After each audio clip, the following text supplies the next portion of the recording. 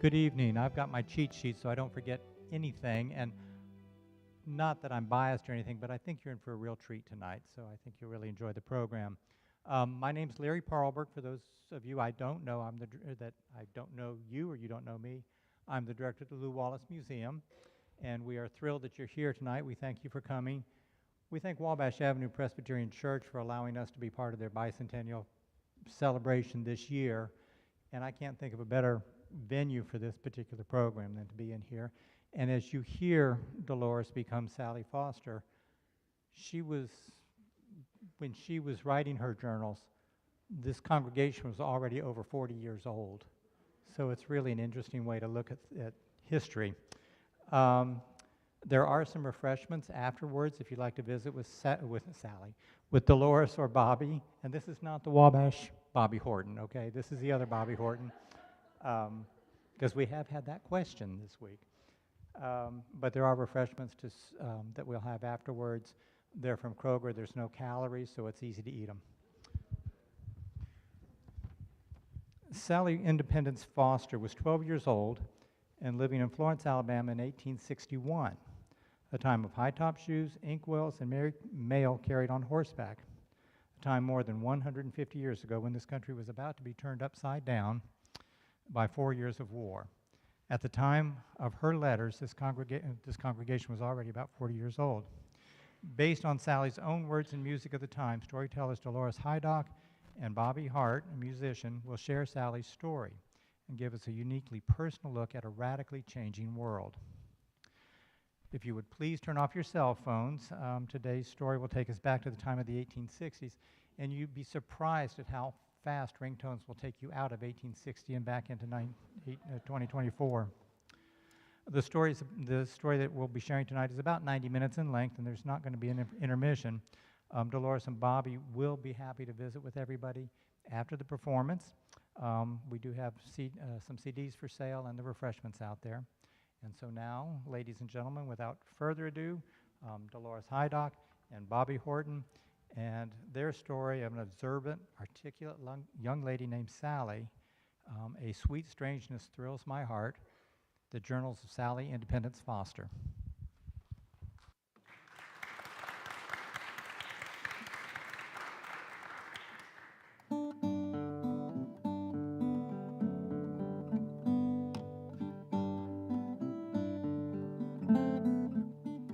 It is not this book, but it is about the size of this book. A child's composition book. The cover mottled brown, the covers rounded from wear. The brown spine is cracked and peeling in places. It is a beautiful book to hold. I cannot believe I am allowed to hold the book. A child's composition book that is more than 150 years old. It doesn't matter what the year is now. When I pick up the book, it is 1861. There's writing on the cover. Sally Foster, journal book, June 12, 1861, Florence, Alabama. Picture a girl, 12 years old, writing her name on the cover of her book, her new book. She dips her pen in the bottle of ink and begins to write, scratch, scratch, claiming it as her own, splotch, splotch. The letters larger at first, then sliding down to slightly smaller letters as she runs out of room. Sally Foster, journal book, June 12, 1861, Florence, Alabama. Inside, there's a column of numbers. She's learning her 7 times table. 7 plus 7 is 14, plus 7 is 21, plus 7 is 28, plus 7 is 35. Off to one side.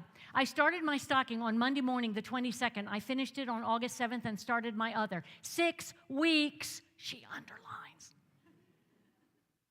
Is 6 weeks a lot or record-breaking time? I don't know. I don't know how long it takes to make a stocking. Below that, she repeats the writing from the front cover, but this time in beautiful script. Sally Foster, Florence, Alabama, June 12, 1861. The J of that June is loopy and artistic. All the writing, such elegant script, such grand capital letters from a 12-year-old girl, Sally Independence Foster.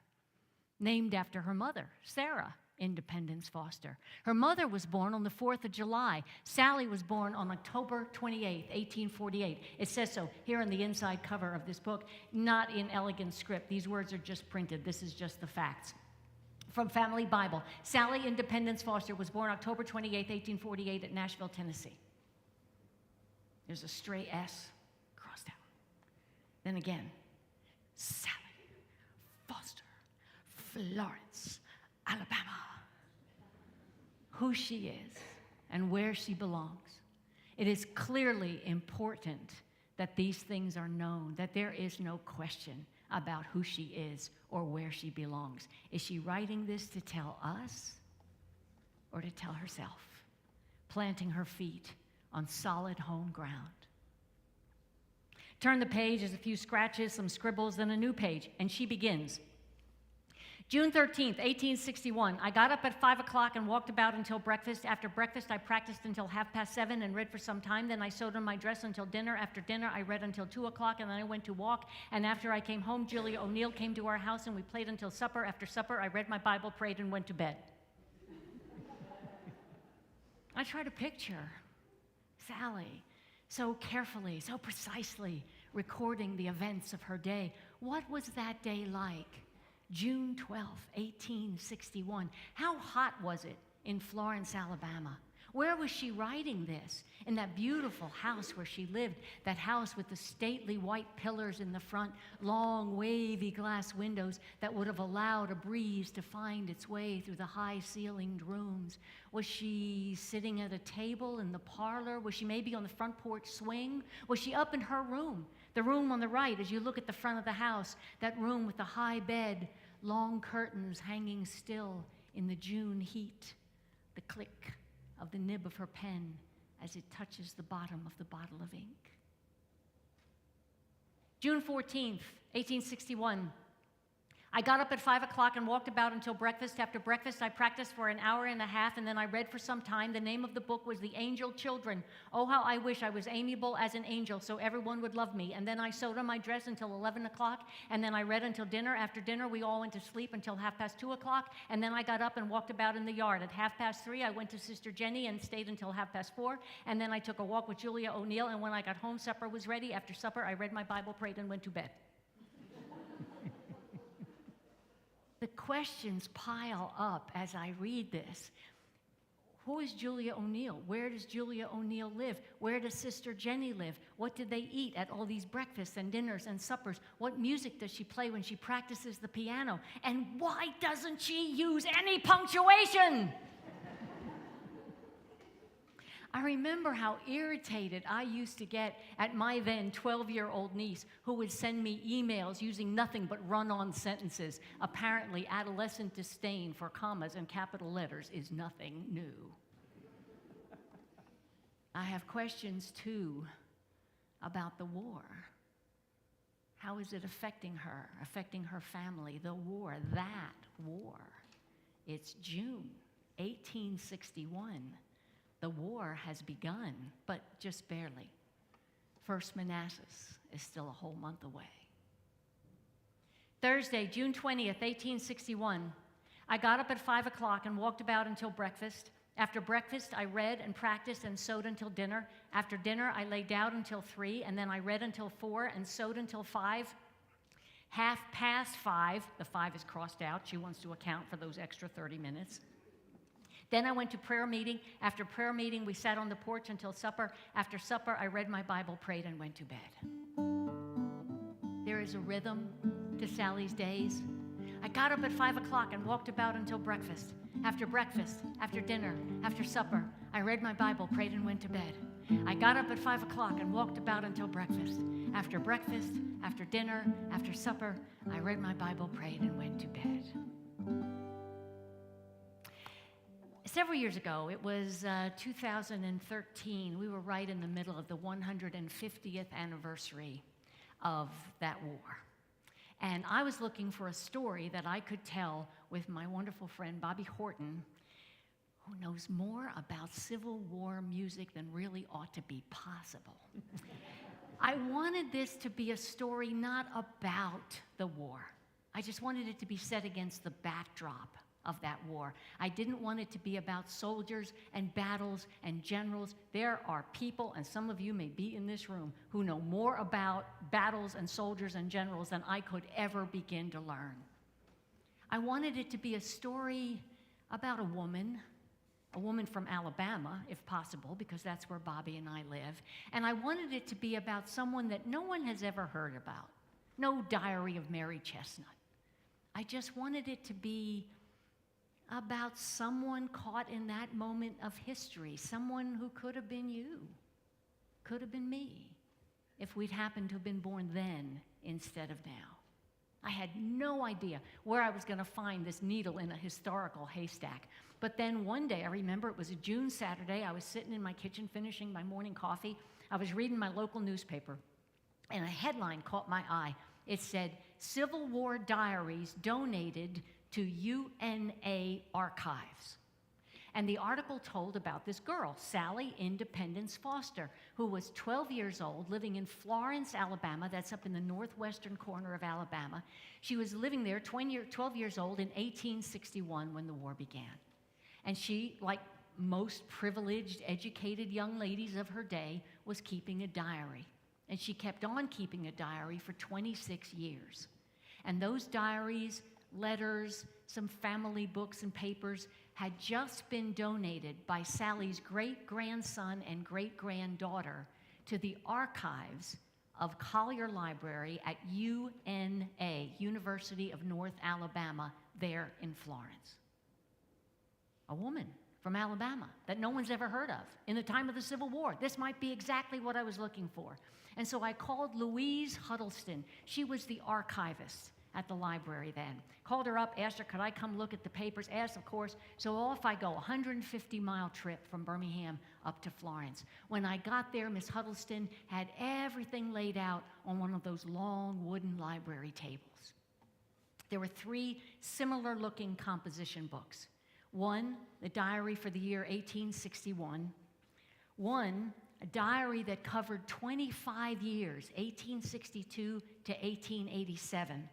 And another composition book that held compositions, school assignments.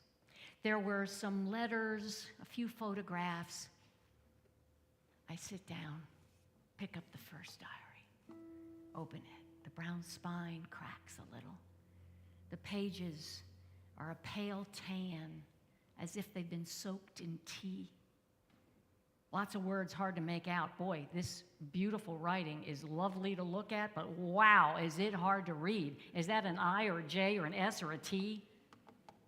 Here and there are splotches of ink, like black wings, like birds of memory, like the spirit of a girl flitting across the page.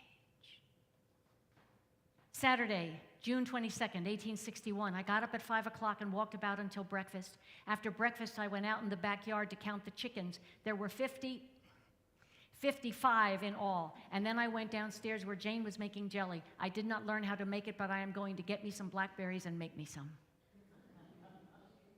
Downstairs refers to the basement of the house where Sally lived, then called Courtview, now called Rogers Hall. It is still there, right at the entrance of the campus of the University of North Alabama, UNA. Now, the upstairs rooms and the basement rooms have been reconfigured into university offices, but the rooms on the first floor, used for receptions and special events, those rooms have been beautifully restored, so that they and the outside dimensions of the house are just the way they would have been when Sally lived there. When Sally lived there, downstairs is where the cooks Hannah and Louisiana and Jane were. After breakfast, Jane and myself made some ginger cake. We got some flour, some ginger, some soda, S-O-D-E-R, soda. We got some milk. We took the flour and we siffered it, then we mashed up the ginger and we siffered it, and then we put some soda and milk together and poured it in the flour and ginger, and then worked it up and poured molasses in it, and then worked it up and cut it up in cake. I try to imagine Jane downstairs hearing the clump of Sally's high-top shoes heading down the steps, heading her way. Was Jane happy to help the young lady find her way around the kitchen? Or did Jane just wipe her hands on her apron and wish Miss Sally would stay upstairs with her books and piano and leave Jane alone to finish washing up? I don't know what Jane thought. Jane had a story too. But Jane did not have a chance to leave behind a diary. But Sally did. Why? Did her mother encourage her youngest child to keep a diary as a way to improve her penmanship, her spelling, her punctuation? Sally was the youngest of 7 children in that family. Sister Jenny, the one she visits all the time, was 16 years older than Sally, was 28 years old at the time Sally was writing this, already had several small children. There were 2 other older sisters, Sister Mary, Sister Lou, and 3 older brothers, Watkins Foster, Watkins was a family name, George Washington Foster Jr., and Andrew Jackson Foster. The boys were called Wat, Wash, and Jack. The rhythm of Sally's days beats on. I had my daguerreotype taken. I made tatting and sewed it on my cuffs. We played hide the switch, played Molly Bright, played beast bird fish, played drafts. I fed the chickens, the pigeons, the turkeys, the guinea pig. We went down to the new ground to pick some gooseberries. We ate until we could not eat anymore. The darkest trouble she faces is a personal one. Ma and Grandma went with me to the chemist, and the dentist plugged 2 of my teeth and said he would pull the other one on Wednesday, but I don't know whether he will or not. It's July 7th, a whole month into this first diary, before there is the first small hint that there is anything different about the days. Sunday, July 7th, 1861. I got up at 5:30 and walked about until breakfast. After breakfast, Ma, Pa, and Grandma went down to the depot to meet the corpse of Henry Harkins. He died at Fort Pickens with the typhoid fever and was brought home to be buried. Kate Weekly came to tell Ma that their black man was going to where Brother Watt was, and if she wanted to send anything by him, she better get it, and then they went home. Brother Watt was 23 years old when the war began, and he signed up right away to go fight with the Confederate Army. Battle of Fort Sumter took place on April 12, 1861, and not even 1 month later, Brother Watt was riding home from Lynchburg, Virginia. Oh, wait for the wagon, the dissolution wagon. The South is our wagon, and we'll all take a ride. Our wagon is the very best, the running gear is good. Stuffed round the side with cotton and made of southern wood. Carolina is the driver with Georgia by her side. Virginia holds the flag up while we all take a ride. Oh, wait for the wagon, the dissolution wagon. The South is our wagon, and we'll all take a ride. Lynchburg, Virginia, May 6, 1861. Dear Mother, we arrived here safe and sound yesterday, about 4,000 or 5,000 troops here at present. The ladies are very kind to us. They come to our campsite to see us and offer to cook and wash and supply us with any necessity when sick. We are divided into messes, that is 6 men who sleep in the same tent, cook, and wash for themselves. We have plenty of straw and sleep finely. We will stay here 2 days or 2 weeks, and then I expect we will go either to Harper's Ferry, Norfolk, Richmond, or Washington. I will keep you posted, though you must expect short epistles, as nearly all our time is busy. I bought me an oil overcoat this morning to keep off the rain. If there is any soldier who knows how to take care of number 1, it is your son. My love to all. I will come back unless lead or steel prevents. Your son, Watt. Come all ye sons of freedom, now join our southern band. We are gonna fight the Yankees and drive them from our land. Justice is our motto and providence our guide. So jump into the wagon and we'll all take a ride. Oh, wait for the wagon, the dissolution wagon. The South is our wagon, and we'll all take a ride. Newtown, Virginia, May 13th, 1861. Dear Mother, here we are within 38 miles of Harper's Ferry. We rode on the cars all night without sleep and have marched 12 miles in 2 hours this morning. Many of our regiment of 1,100 men can scarcely walk. I am in fine flight and can travel like a hornet. You should appreciate this short epistle, as none of the regiment has written but myself. The rest are laying about like so many dogs while we stop here to eat. We will count over 9,000 men when we arrive in Harper's Ferry. I will be invincible from any force Lincoln can send. My love to all, your son, Watt.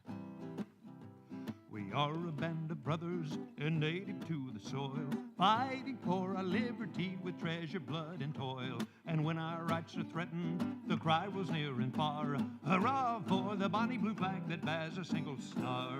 Hurrah, hurrah, for Southern rights, hurrah. Hurrah for the bonny blue flag that bears a single star. Hurrah, hurrah, for Southern rights, hurrah. Rally around the bonny blue flag that bears a single star. Harper's Ferry, June 1st, 1861. Dear Brother Wash, I have a chance this beautiful morning to reply to your letters. Several men are sick in camp, but nothing dangerous. The fatigue we undergo will make strong men of all of us, or kill the weak ones. I walked 15 miles yesterday up the mountains and helped to load 5 wagons of wood. It is very hot in the day and very cold at night. Armstead and myself caught a cow this morning and milked her. First good milk I have had since I left home. Shall cultivate that old cow's acquaintance. A lady from Winchester sent several of us a large box of good things yesterday, and we are living fine. God bless the gals.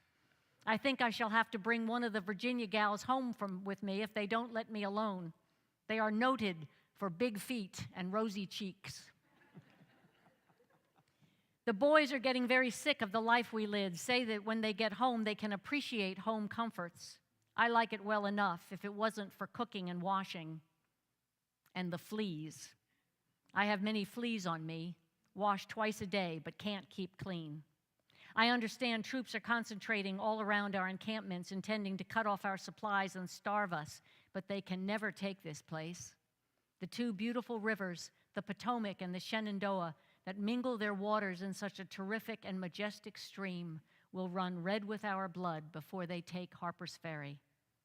We will die or conquer. My love to all, your brother, Watt. Now here's to our Confederacy, strong we are and brave. Like patriots of old, we'll fight our heritage to save. And rather than submit to shame to die, we would prefer. So cheer for the bonny blue flag that bears a single star. Hurrah, hurrah, for Southern rights, hurrah. Hurrah for the bonny blue flag that bears a single star.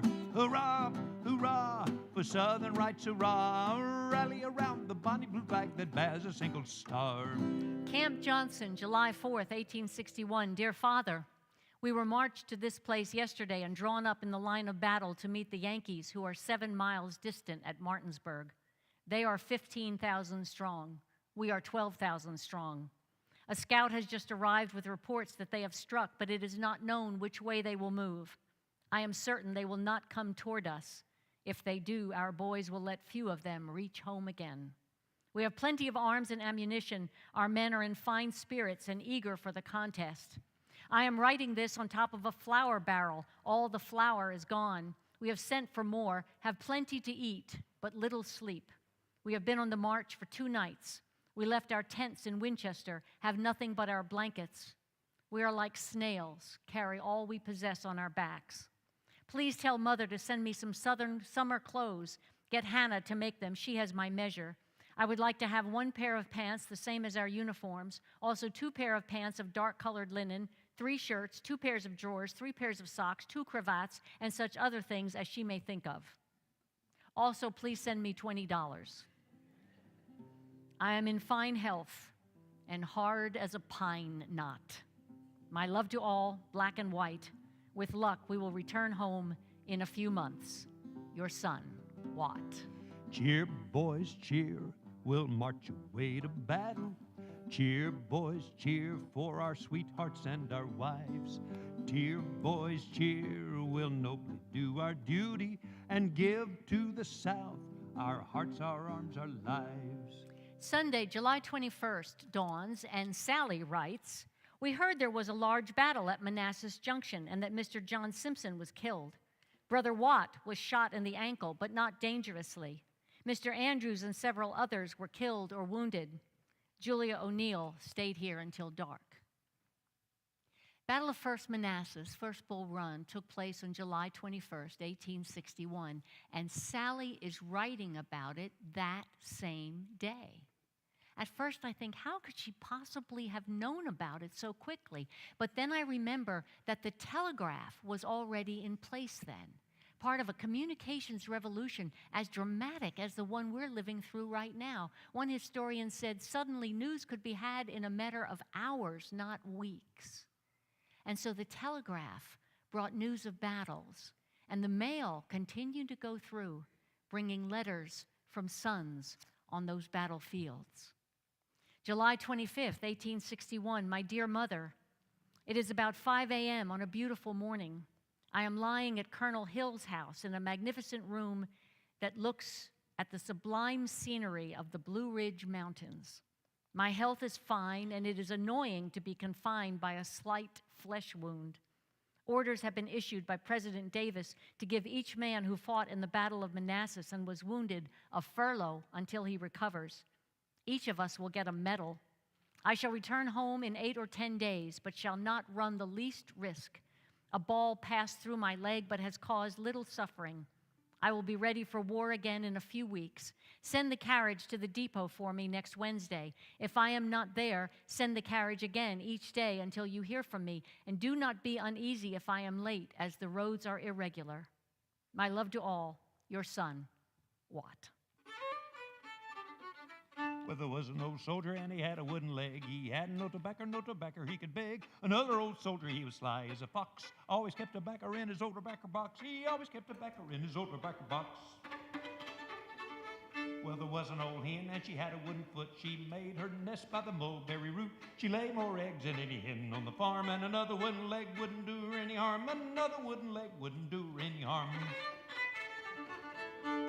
On Saturday, August 3rd, Sally writes in her diary, I got up at 5 o'clock, got ready to go to the depot to meet Brother Watt as he telegraphed that he would be home Saturday morning, but Grandma, Ma, and myself were disappointed. Most of the young ladies also came to the depot to see if Brother Watt would arrive, but he did not. Again, he did not arrive on Saturday evening. Brother Watt did not arrive Saturday morning, or Saturday afternoon, or Saturday evening, or Sunday morning. But then finally, Monday, August 5th, I got up at 5 o'clock and went down to the depot to meet Brother Watt. He arrived. We were all so much rejoiced. After breakfast, I sat in the room with Brother Watt. Miss Sally Kirkman came to see Brother Watt. Miss Sally Weekly came to see Brother Watt. It would seem Brother Watt had plenty of help getting well. Said the one old soldier, would you give me a chew? Said the other old soldier, I'll be hanged if I do. Save up your money and put away your rocks, and you'll always have tobacco in your old tobacco box. You'll always have tobacco in your old tobacco box. Well, the one old soldier, he was feeling mighty bad. He said, I could eat when I will be gad. Goes to a corner, takes a rifle from the peg, and stabs the other soldier with a splinter from his leg, and stabs the other soldier with a splinter from his leg. Monday, September 2nd. I have nothing very interesting to write. School took in today. Sally attended the Florence Synodical Female College, a kind of combination elementary, middle, high school for young ladies there in Florence. And among Sally's papers, there was a little student handbook with lots and lots of rules and regulations, and information, too, about uniforms. Extravagant dressing we consider not only morally wrong, but decidedly detrimental to the mental improvement of young ladies. We have rarely, if ever, seen a pupil distinguished in her classes who was devoted to her wardrobe. To correct this crying evil, we have concluded henceforth to adopt a uniform. A dark blue wool dress and blue hat for winter. For summer, a pink lawn dress and white straw hat with a pink flower.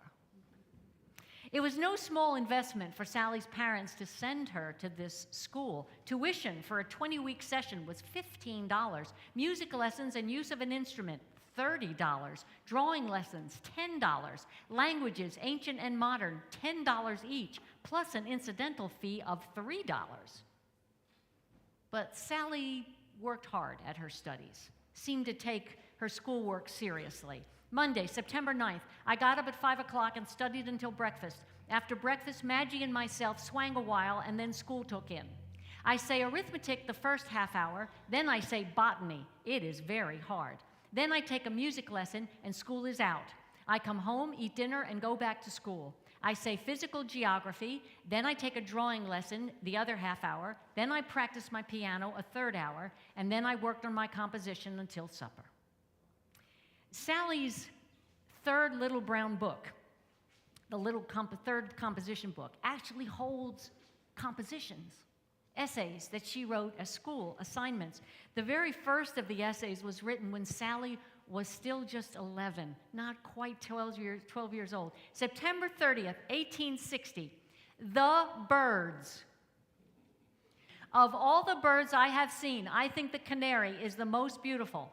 We had a canary once that sang very sweetly. We let it out one day and it jumped in the fire and burnt its feet. After that, it sang no more, but drooped and chirped a little and died. Sally Foster.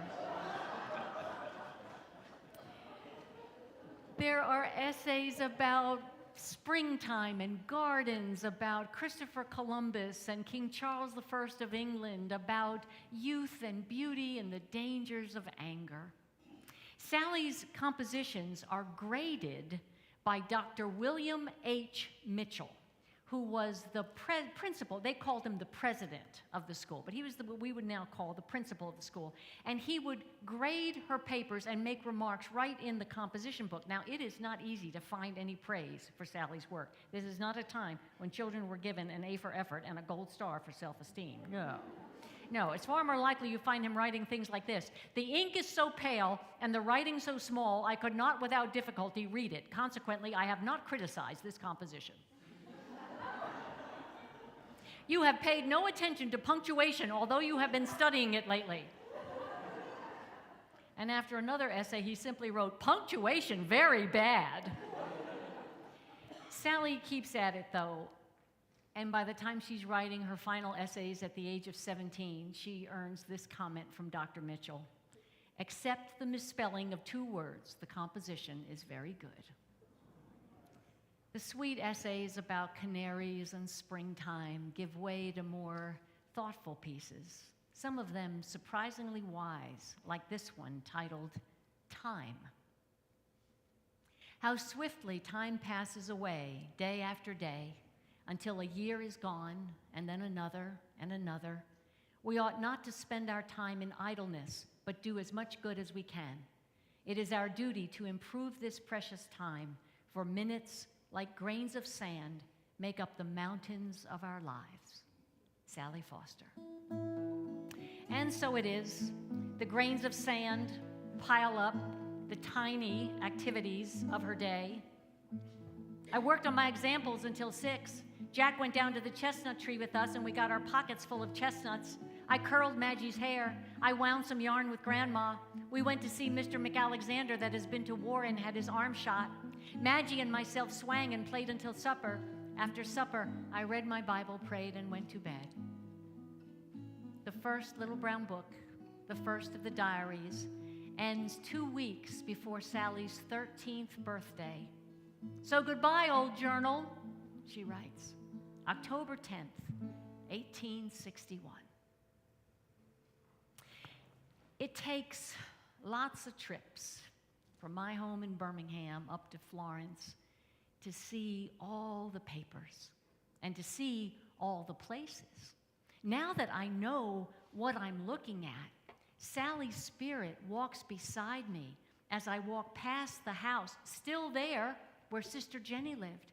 Walk past the house, still there where Julia O'Neill lived. Walk past the house, still there where Sally lived. Now called Rogers Hall, but then called Court View. Sally's father, George Washington Foster Sr., was a wealthy landowner with 2 plantations, one east of town, one west of town. And when he decided he wanted to build the family home right there in the city of Florence, he wanted to build it at the northern edge of Court Street, the main street, with a view all the way down to the Tennessee River. And so he called it Court View. It's a strange 21st century path that takes me back to that 19th century world. Interstate 65, Highway 157, past Moulton, past Muscle Shoals. Along the way, you pass the Cowboy Church. No horse required, the sign says. You pass Stagger Lee's Lounge, Mama Jean's Meat and Three, another little church that says, Bikers Welcome. Other signs advertise Miss Sheila, Reader and Advisor, the North Alabama Purple Martin Club, the Helen Keller Hospital, Jack-O-Lantern Farm, Redneck Trailer Supplies. Then closer to town, Lowe's, Quiznos, Walmart, traffic lights, parking lots, 20-year-old college students wearing flip-flops and talking on cell phones, in through the inventory control sensor at the front door of Collier Library, up to the third floor archives room. A little metal bell jangles against the glass door as I go inside, wave to Miss Huddleston. Again, she has everything laid out on that long wooden library table for me. I sit down, pick up the second diary, open it. The years slip away. It is July 1862, nearly 9 months since Sally last wrote. Saturday, July 26, 1862. It has been a very pleasant day, and since I have begun a new journal, I think I will begin a new life. I wish to be a sweet, amiable, and loving girl, very accommodating and always cheerful, and above all other things, to be pious. Oh, Lord, help me. Sally's new life and pleasant day were quickly turned upside down. The entry for the very next day reads, Sunday, July 27th, 1862. It has been a distressing day. The Yanks went into the Presbyterian church and took Dr. Mitchell prisoner while he was praying. They took him over the river, sent word to his wife that she must come to see him or she would not see him again. They would not let him hoist up his umbrella. They said he could stand the sun as well as they could. Poor man, he used to be the president of our school. He said school would begin again the 1st of September, but I don't think it will, as we have no president now. Sally is writing about Dr. William H. Mitchell, the man who criticized her punctuation. He was not only the principal or president of their school, he was also pastor of the First Presbyterian Church of Florence, a city that came under Union control soon after the Battle of Shiloh in April 1862. And by that summer, the town of Florence was overrun by Union soldiers and officers, some of whom were sitting in the pews of First Presbyterian Church that Sunday morning when Dr. Mitchell preached. Despite their presence, as part of the sermon, he offered up a prayer for President Jefferson Davis and the success of the Confederate Army.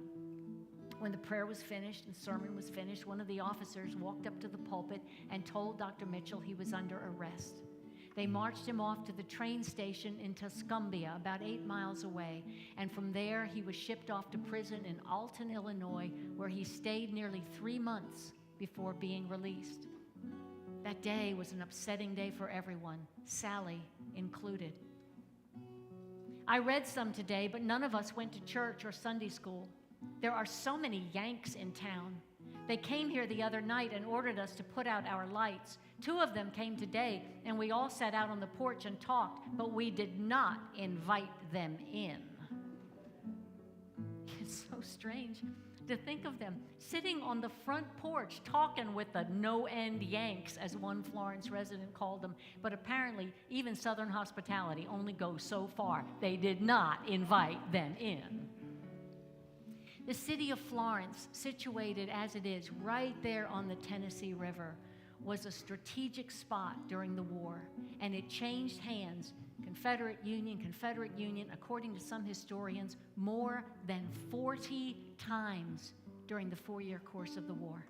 Even Sally writes, the Secesh run the Yanks out of town, then the Yanks run the Secesh out, so it is turnabout. It's the summer of 1862. The war has become more sinister, more present in everyday life. The price of salt has gone from 80 cents to $25 a bushel. Sally is now 13 years old, and she has a new interest to share with her dear companion. Can you guess what the new interest of this 13-year-old girl might be? Boys. You ought to see my Sally, she comes from way down south. She's so sweet, those honeybees just swarm around her mouth. She told me that she loved me, she called me Sugar Plum. She throwed her arms around me, I thought my time had come. Get along home, Sally, Sally, get along home. Get along home, Sally, Sally, I'll marry you someday. I saw Logan Kennedy. He is my darling. He is so sweet, bless his soul. It's not just a new interest in boys, it's a secret interest in boys. Every time she writes about her sweetheart, she writes backwards. Every word in cursive lettering, backwards. I have not seen Darling today, but I wish I could, bless his sweet soul. Darling does not love me now. Oh, I wish he did, for I love him yet. I cannot help it. I wish I was in the place of Lizzie Burtwell, for then I would be loved by him, for he loves her as he once did me. I do not know why he did not like me.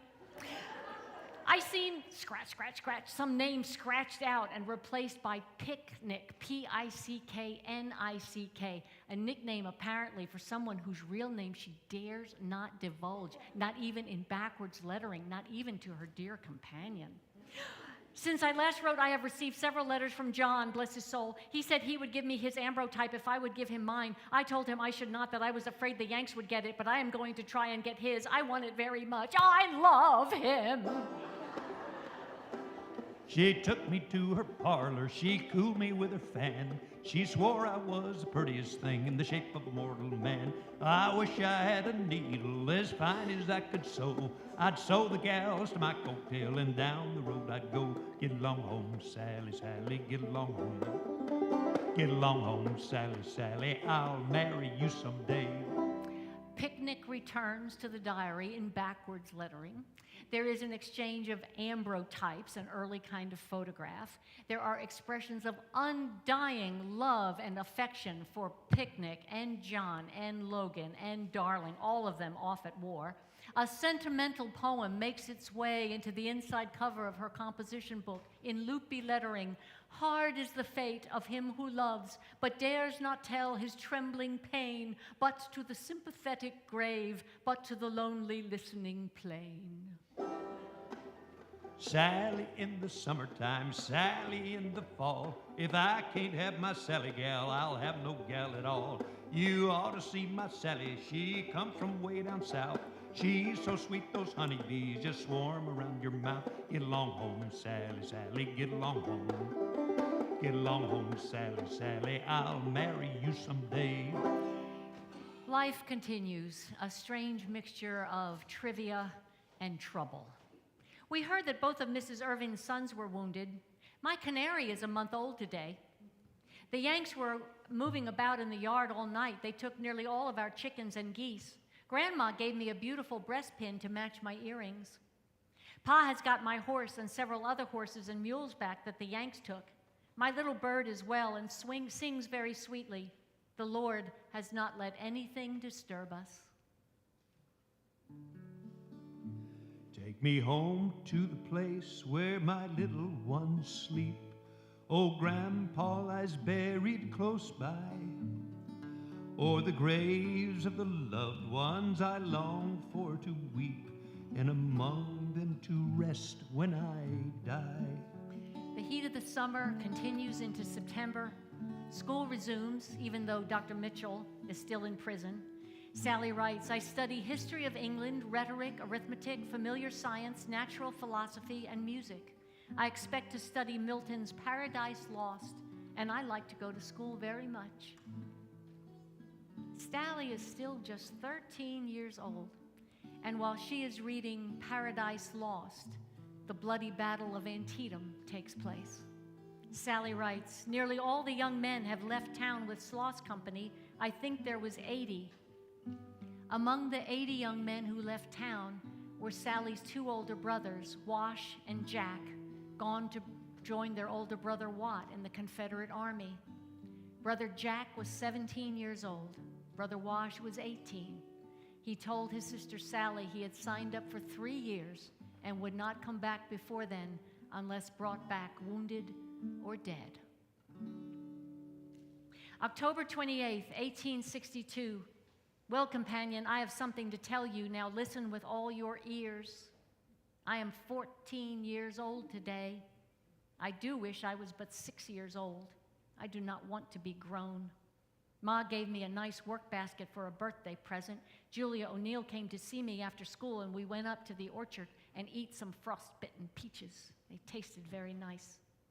Ma, Sister Jenny, and Sister Lou rode out to Seton Spring to see Sloss Company drill, and Colonel Good has had a party since I last wrote. Ma and Pa went. They said he had 2 rooms to dance in and 4 rooms to receive company. It is supposed that there was more than 150 people there, and they danced all night. I must close, as Miss Maggie, Eddie O'Neill, and Professor Peake are in the parlor. Miss Maggie and Professor Peake are in the parlor. It sounds like she's playing a game of Clue. And in fact, the year 1862 ends for her with games and pleasant times with family and friends. On Christmas Day, 1862, she writes, well, companion, I do not expect you received any gifts, but I did. I got 2 collars, a pair of gloves, and some beads to wear in my hair, and am now writing out of a beautiful inkstand I received. It is made of cast iron with a glass ink bottle and also a place to put my pens, so I am very nicely fixed. I expect Ma will give Sloss Company a supper Tuesday night if they stay in camp near the river. Oh, I forgot to tell. I went to Dr. Pryor's to the Christmas tree last night. It was the first Christmas tree I had ever seen, and you may be sure I was pleased. The tree touched the ceiling and was lighted with small candles. We stayed until 8:30 and then came home. Sally is 14 years old and has just seen her first Christmas tree. Her mother is planning a supper for the soldiers. Families pack a picnic and head out to watch the company drill. There are parties where 150 people dance all night.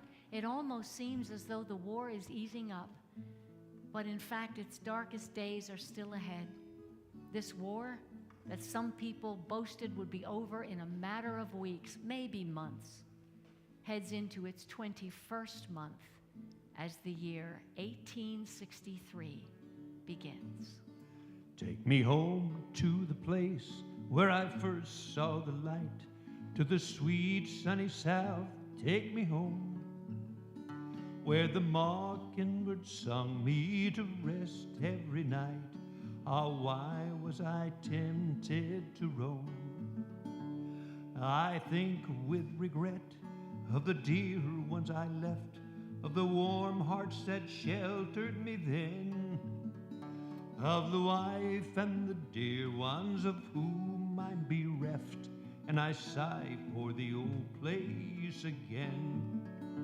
Take me home to the place where my little ones sleep, old Grandpa lies buried close by, or the graves of the loved ones I long for to weep, and among them to rest when I die. Thursday, January 1st, 1863. This is the first day of the new year, and I have enjoyed myself a great deal since I last wrote.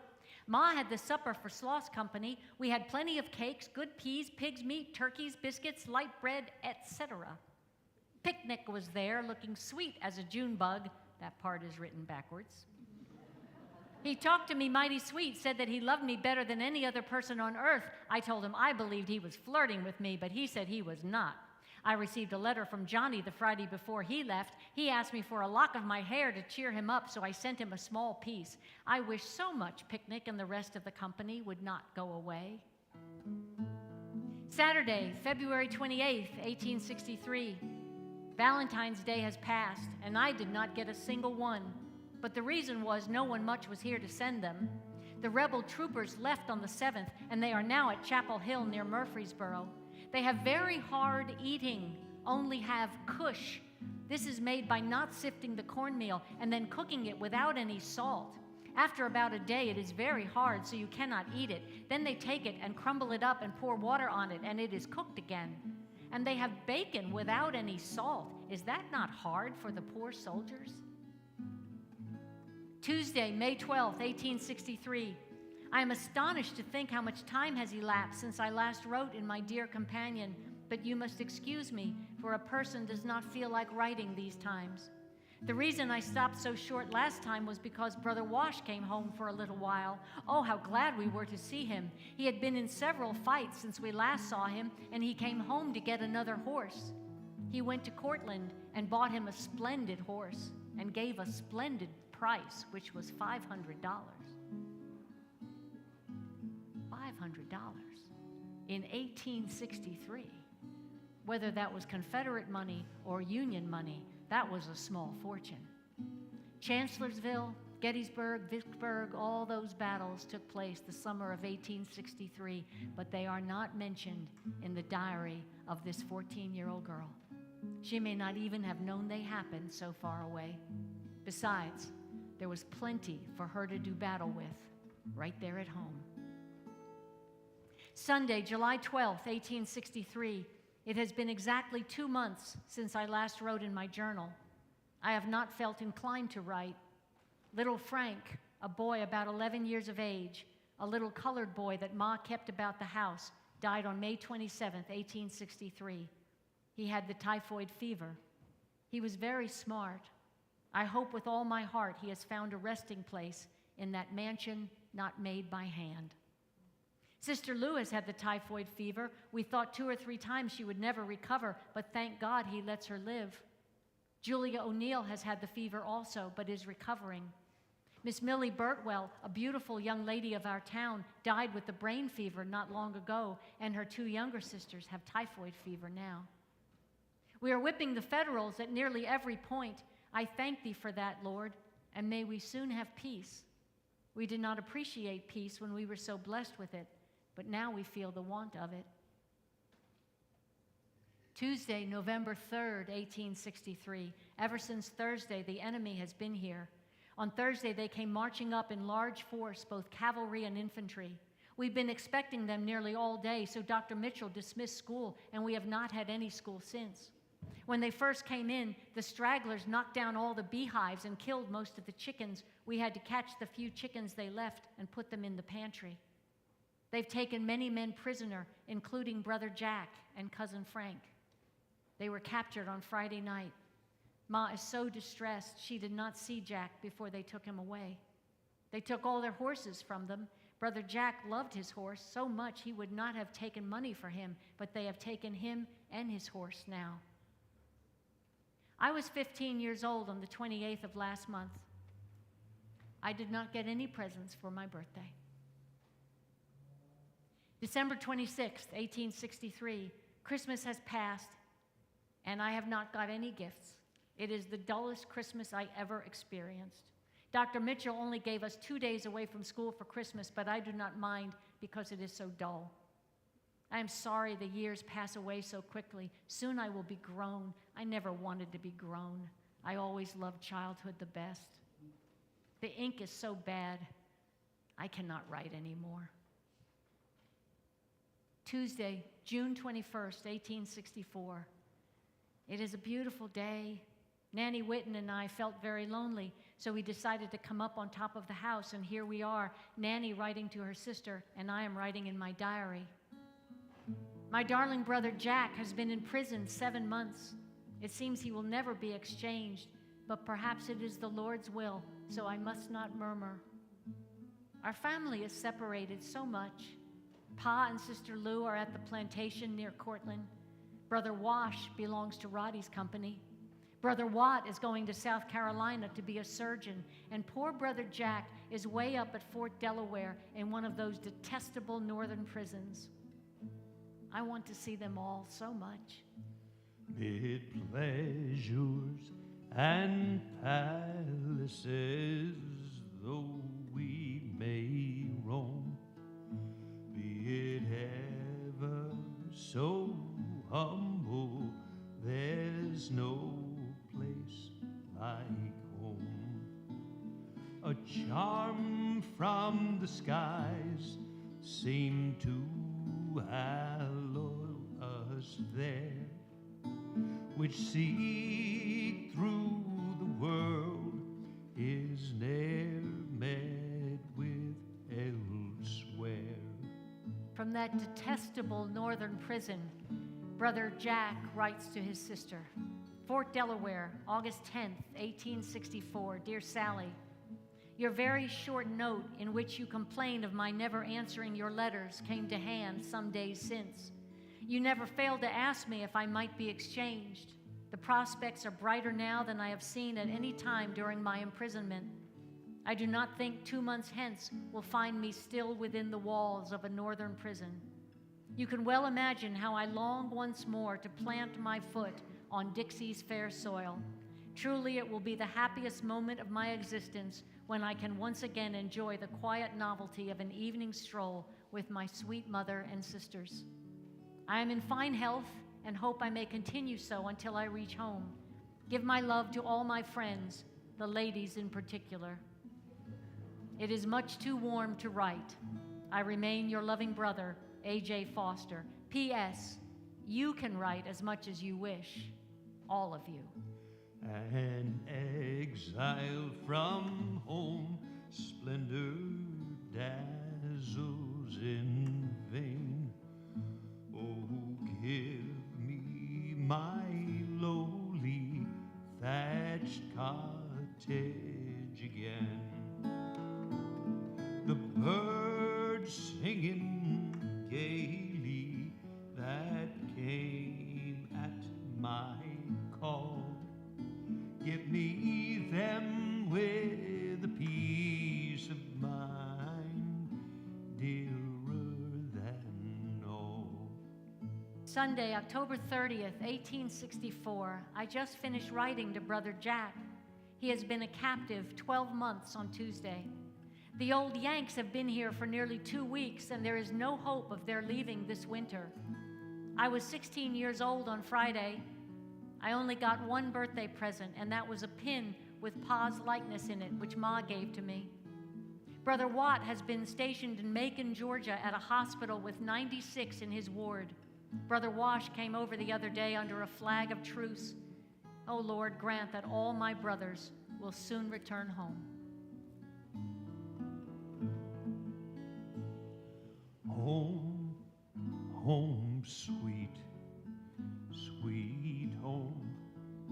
There's no place like home, boys. There's no place like home. Be it ever so humble, there's no place like home. Sunday, November 6th, 1864. Oh, I cannot express my joy, dear journal. My dear brother Jack, that I thought I would not see for a long time, has come home. He was paroled and was in town before we knew he had started from Fort Delaware, so you can imagine how agreeably we were surprised. He left November 1st, 1863, and came back November 1st, 1864, so he had been gone exactly 1 year. He is looking so well. Oh, Lord, how can I be grateful enough to Thee for bringing my dear brother safely home? The rebels have been in town ever since last Sunday evening. The citizens all heard cannonading and did not know what to make of it, but we soon found out what it was. The rebels were crossing the river. They drove the everlasting old Yanks from Florence, and the Yanks were so frightened they retreated without firing again. The poor old dirty Rebs came running up the hills from the river and were met with a very warm reception from the ladies, who were running to and fro up and down the street like they were half crazy, but they were just frantic with joy. The band of the rebels played very sweetly nearly all night long. This was the first Confederate infantry we have had here since the war began, so you can imagine how much we appreciated them. They stayed with us over 3 weeks, and there were balls, parties, concerts, and theaters up at the college nearly every night. I got acquainted with a number of generals, among them Generals Beauregard and Forrest. General Forrest, his wife, and son Willie all stayed at our house. I liked all three of them very much. Sunday, January 22nd, January 1865. Our little town has been very quiet for 2 or 3 days. By quiet, I mean we have not seen any Yanks in that length of time, and I hope I may never see another one if I live to be 100 years old. Since I last wrote, we had the old Yankee General Wilson and his staff come and order rooms. They stayed one night, and when they started to leave, the cook came and told Ma that the wagons would be here after a while, and she must send to them and get 5 pounds of sugar and 10 pounds of coffee by way of compensation. We have not seen any wagons. I think it was one of the Yanks' tricks. I believe he knew the wagons were not coming. Aunt Agnes Foster's house was burned down in December by some incendiary, for the house caught flame where there had not been any fire there for 2 or 3 weeks. They had already gone to bed, and Cousin Ann had to run down the street in her nocturnal garments. She hollered, "Fire, fire," for a long while before anyone came. All of their nice things were burned. I have not heard any other news lately, but I hope we will soon hear the best of all news. Peace. Sunday, March 12th, 1865. The peace question has died out. The Yanks would not agree to our terms, and we would not agree to their terms. It seems we will have war 4 years more, but oh Lord, may it not be so. We had a battle in Virginia near Richmond. The Rebs were victorious in a brilliant exploit. Lee broke the ranks of Grant and had the Yankee army scattered. There is not much danger of Richmond falling into the enemy's possession now. Sally may have hoped that to be true, but it wasn't. Richmond would fall, and the war would come to an end at Appomattox Courthouse on April 9th, 1865. The next diary entry is written 6 weeks after that memorable April day. Sunday, May 21st, 1865. I am happy, but I am not happy. Time has changed its pinions greatly since I last wrote. All the poor Confederates had to surrender, but they were only overpowered. The Yankees do not boast. They say our men fought so bravely. I feel so thankful that all my brothers came safely through this cruel, cruel war. While others have had their only brother killed, I had all 3 of mine saved. I am so unworthy to have such rich blessing bestowed on me. Our cause is lost no more. We fight against overwhelming power. All wearied are our limbs and drenched with many a battle shower. We fain would rest, for want of strength we yield them up the day, and lower the flag so proudly borne while wearing of the gray. Defeat is not dishonor, no of honor not bereft. We should thank God that in our breasts His priceless boon is left. And though we weep, 'tis for those braves who stood in proud array beneath our flag and nobly died while wearing of the gray. When in the ranks of war we stood and faced the deadly hail, our simple suits of gray composed our only coats of mail.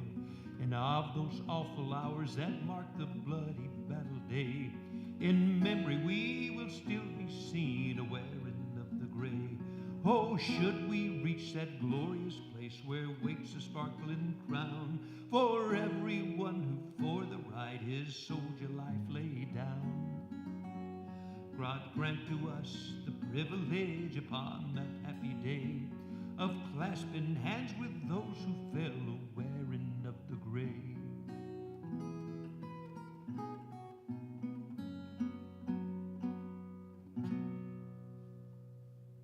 So it's the end. At least it's the military end of that terrible conflict. But it's not the end of Sally's story, or the story of all those people on every side of that conflict who struggled to pick up the pieces of their lives and move forward into an uncertain future. Sally writes, Sunday, October 8th, 1865. It has been a long, long time since I last wrote in my dear companion, but this evening I picked it up, and while reading of the many happy hours I have spent, I concluded to continue to note my happy and unhappy times. I am nearly 17 years old. I will be on the 28th. It seemed too hard that I am growing to be a young lady when I do not want to be one. My prayer is that I may be as good as I am old. Sally is 17 years old, and never mind surviving 4 years of war. It's time for the battle for her heart to begin. The young stars are glowing, their clear light bestowing, their radiance fills the calm, clear summer night. Come forth like a fairy, so lithesome and airy, and ramble in the soft mystic light. I gave a candy stew on St. Valentine's night. I had a most delightful time. Most all the young men in town were here, and all the new-issue schoolgirls. We promenaded and played games until 11:30. Then we went downstairs to pull candy. It stuck very badly, and the boys and girls had a fine time getting it off their fingers. Some of the boys threw flour all over Ella Brock's and my dresses. We looked quite silly, but we had a great deal of fun. Mr. Campbell was filled with flour from head to foot, as was Willie Brock. John Martin pulled candy with me. The world we inherit is charmed by the spirit, as radiant as the mild, warm summer day. The watchdog is snarling for fear, Annie darling, this beautiful young friend I'd steal away. At another candy stew, which seems to be a kind of a taffy pull, she says she went with Eddie O'Neill, she promenaded with Jim Burtwell, she got a Valentine from Mr. Campbell, and we enjoyed wine, cider, brandy, peaches, and cakes on a lovely moonshiny night. She confides to her journal, I am half in love with E.I. He is such a nice fellow. And she notes that she sent a bouquet of hyacinths to Willie Brock, who sent back many thanks. And she tells her companion, Journal, I have a secret to tell which you must not breathe to mortal ear. Son and I are in love. Don't you think it funny? Come, come, come, love, come, come ere the night torches pale. Oh, come in thy beauty, thou marvel of beauty, dear Annie of the Vale. On Wednesday night, Lizzie, Robert, Maggie, Lawrence, Cousin Wills, and I went to church together. Then after church, we went to Uncle Lawrence's. There we found Ma, Grandma, and Aunt Eliza all sitting in the parlor. We tried our best to get them to retire, but they understood us too well and would stay in the parlor just for spite. At last, we all six began singing Annie of the Vale, just as loud as we could squall. But instead of leaving, they were pleased and made us sing several more songs. At last, they kindly consented to leave while we young folks were left alone in our glory. We stayed up until 3 o'clock and got a good scolding the next day for it. But that night is one that will long remain with pleasure on memory's pages. Come, come, come, love, come, come ere the night torches pale. Oh, come in thy beauty, thou marvel of beauty, dear Annie of the Vale. Pa thinks of taking Maggie and me to Nashville to school, so I suppose I will be in Nashville the next time I write. I want to go very much, though I know I will be homesick when I get there. Then, 6 weeks later, she writes, we are not in Nashville yet and do not expect to be. The war has broken Pa up so he did not have the means to send us. Last Sunday, I was 18 years old. I did not receive a single present. The calendar pages turn more quickly now. Springs and summers slip away.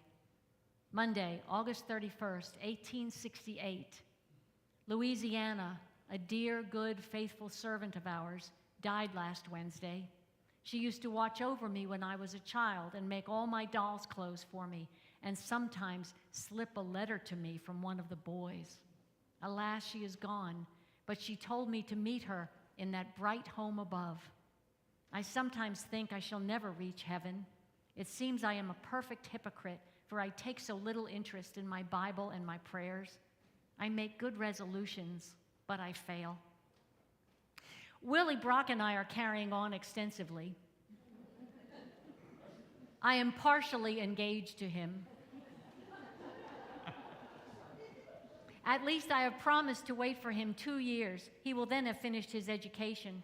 He leaves for college in Virginia on the 20th of next month and will remain there until the session closes in June. Oh, may he not be led astray by evil collegiates. Both families know of our intentions, and his father and sister treat me as if kinfolk already. Son and I have also been carrying on a great deal. Poor deceived fellow, he really believes I am engaged to him, but I certainly cannot belong to both. I have treated him shamefully, but girls must have some fun. The times are so dull now. All the candy stews have played out, and we all just have to stay at home all the time. No excitement whatever, everything monotonous. How many of my fond hopes have been blighted. I expected to travel so much after I graduated, but here I am. What shall I do when Willie leaves for college? I will have to dry up, as the saying goes. Must I then sing "No One to Love"? The romance did not last.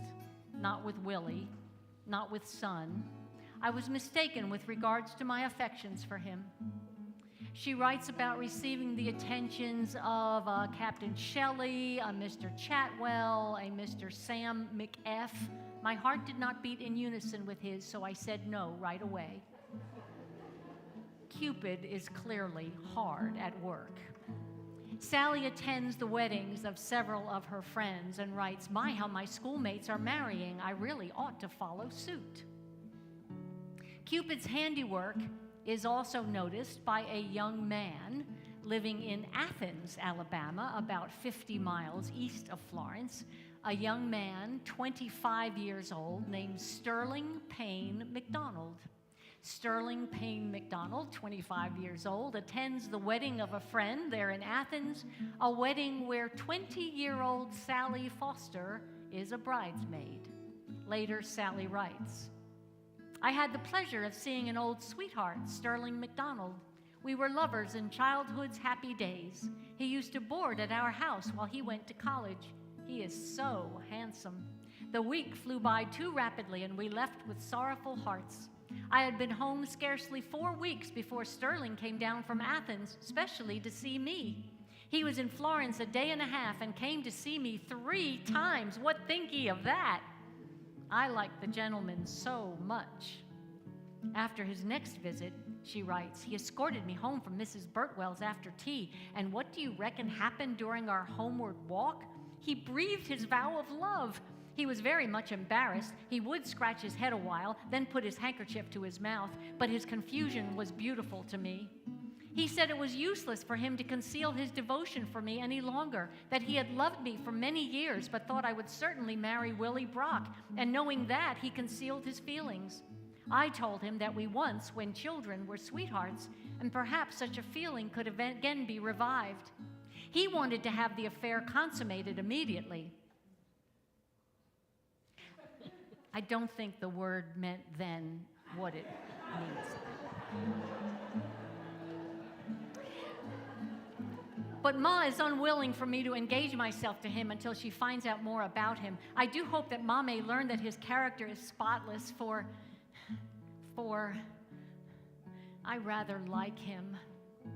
What a thought, the idea of my being a bride. Such a thought overpowers me. I really must drop my pen. Sally's next entry is written a year later in Linden, Arkansas. "Well, if such a thought did overpower me, I did not mind it, but was married to my own darling Sterling on the 9th of February, 1870. A sweet strangeness thrills my heart when I think of the fond devotion of my precious husband, and no husband was ever loved more warmly and sincerely than my darling Sterling." Sterling Payne MacDonald attended Wesleyan College there in Florence before the war. He was about 17 years old at the time, and he took his room and board at the home of Sally's family. She was about 11 or 12 at the time. Their early friendship never made it into her early diary, but he clearly never forgot about her. They began their married life by moving off to a family farm in Linden, Arkansas. They had 6 children together over the course of 14 years. Sally always came back to Alabama to have her babies because, as she wrote, the farmhouse is so remote there is not even a public place of worship nearby, though, as she wrote, God is everywhere.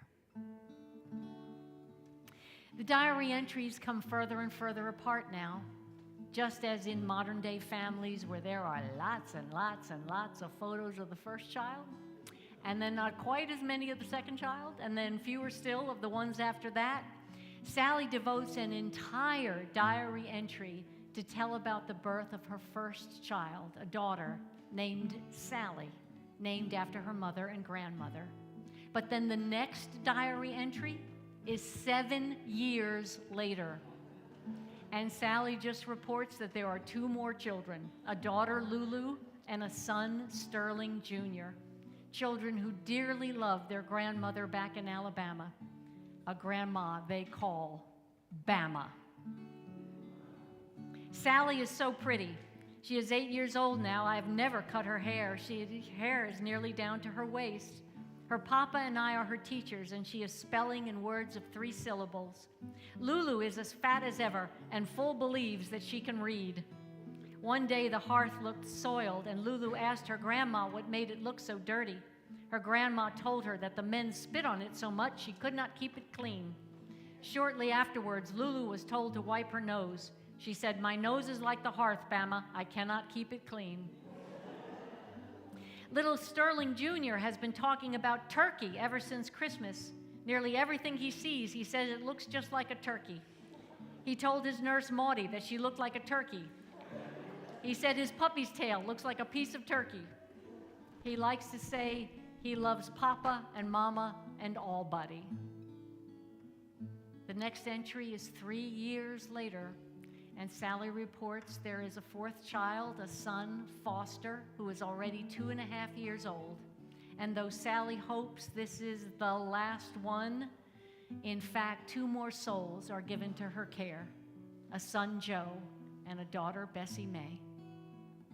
In 1886, 16 years after Sally married and moved to Arkansas, she writes in her journal, from Florence, Alabama, August 8th, 1886.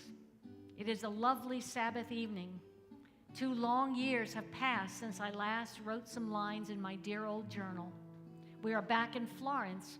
We have rented out our place in Arkansas and are living with Ma on account of my dear husband's health. He has had something the matter with his kidneys for 2 years. Oh God, my daily prayer is that he may be spared many, many years to cheer me with his presence. Sally is now 14 years old and nearly as tall as I am. She attends the female school and is quite smart in her studies. Lulu is 10 years of age and can read in the 5th reader. Both of the girls play beautifully on the piano. Sterling Jr., Foster, and Joe are splendid-looking boys, and Bessie May is a little beauty who smiles nearly all the time. It's the hurried entry of a busy young woman. You could picture her in her late 30s, wandering about that beautiful old home place where she once wrote about never wanting to grow up, now bearing the grown-up burdens of looking after a sick mother, a sick husband, and 6 growing children. There's just one more entry in the diary, written 15 months after that last one. November 27th, 1887. How many sad, oh doubly sad moments have I spent since I last wrote?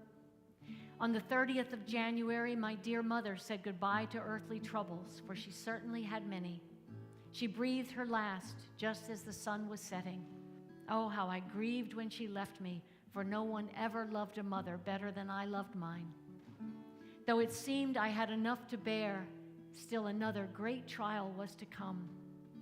For my Sally, my dear loved daughter, my firstborn, just 15 years old, left us on the 1st of August. Yes, in 6 short months, my 2 loved ones have gone. Gone. How can I bear it? My blessed Savior, teach me to feel that all you do is right, though my poor heart is nearly broken. Ma lived 9 days, Sally 3 weeks after they were taken, one with pneumonia, the other with fever. How we nurse them, but how powerless we poor mortals are when death comes. My heart is so pent up with grief, I cannot write what I wish.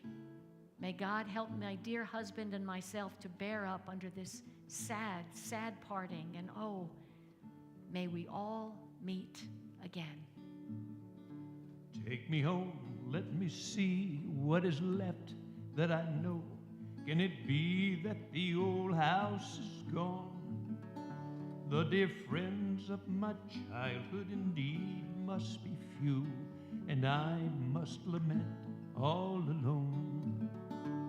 But yet I'll return to the place of my birth, where my children have played at the door, where they pull the white blossoms that garnish the earth, which will echo their footsteps no more. Take me home to the place where my little ones sleep. Old Grandpa lies buried close by, o'er the graves of the loved ones I long for to weep, and among them to rest when I die. There are 18 blank pages left in the diary.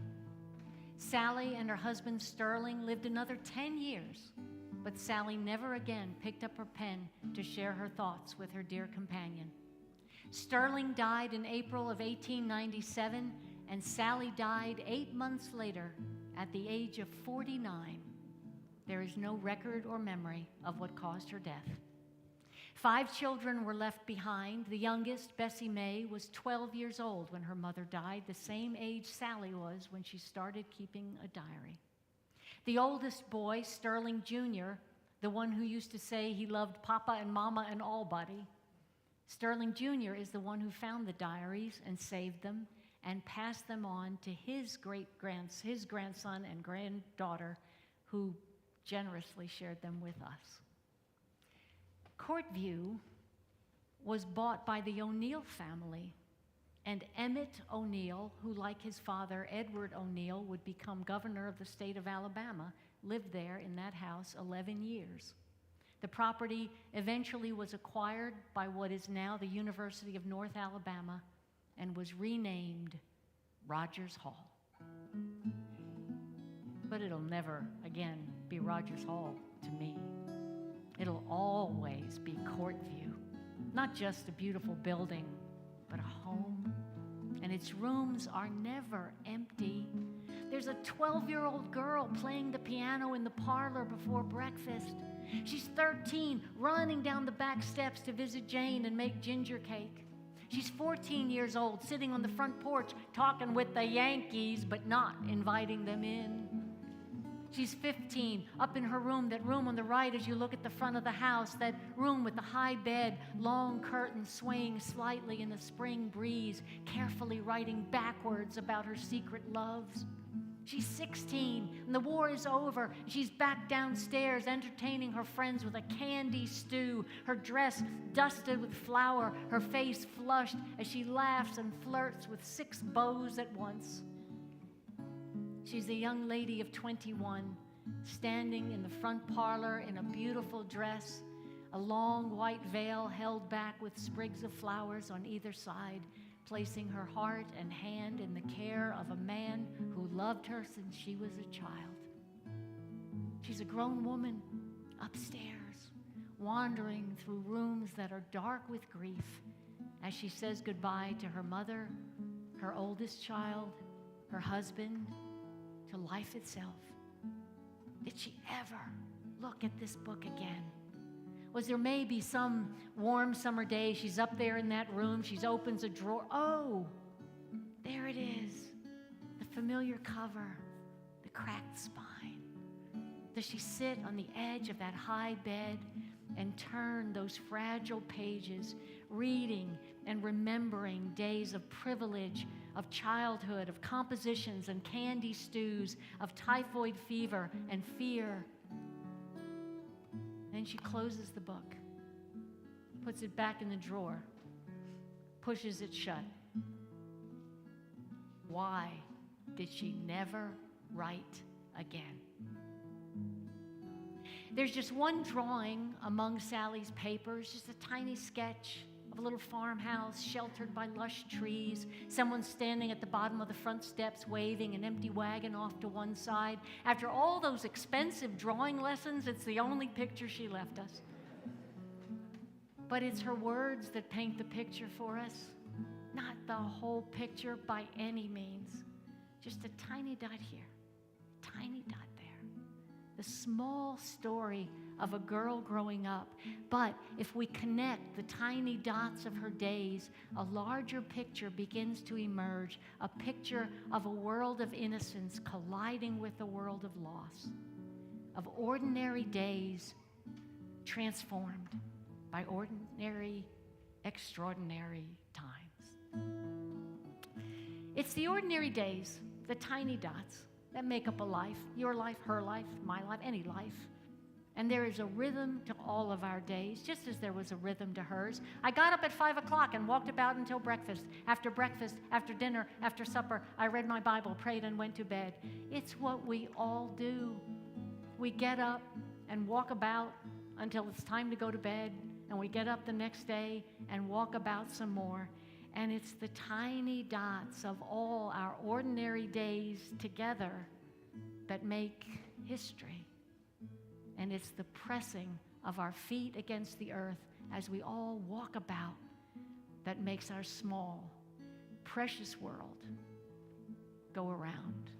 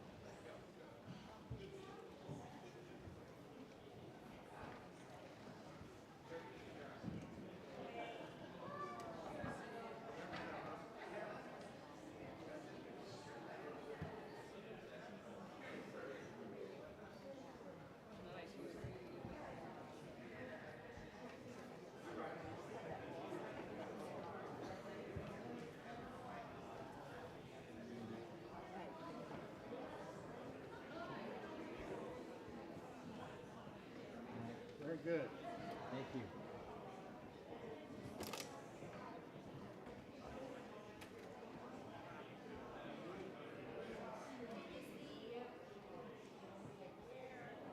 Hi. I'm well, thank you. Made it through the setup. Did you take that? Pardon me? Did you take this? I did. Yeah. How do we watch it? Well, you know, I mean, I have a copy of it, but I can't put it on the stream or anything. But I can make you a copy. I'll make you a I'd copy. like to have one of our boys Okay. see Yeah. that. Yeah. I don't know how good it's gonna be. I mean, there was a lot of weird stuff. Like I'm listening to the stream, what would be on the recording, and I'm hearing the voices. What's coming from? You know, the delay. Well, it's because there's a monitor up there with the voices and it's getting into the music. So it was different, but it'll be good. I turned that down. And hopefully we'll be a good problem. But anyway, thanks for coming.